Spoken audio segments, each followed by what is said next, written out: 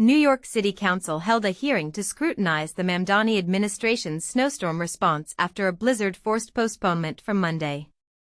Committees for Disability, Sanitation and Transportation questioned why snow hasn't been cleared from sidewalks, curb cuts, and whether accessibility concerns during the January storm were addressed. Council member Shayana Hanif highlighted personal accessibility challenges due to lupus, saying the issue is urgent, ongoing, and consequential. Some witnesses argued the city cannot rely on property owners to shovel and proposed using fines to hire more shovelers.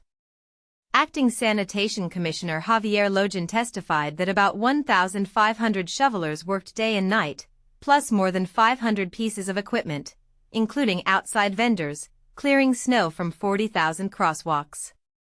Staten Island faced winds and hills, requiring smaller equipment and repeated passes. Forest Avenue progress.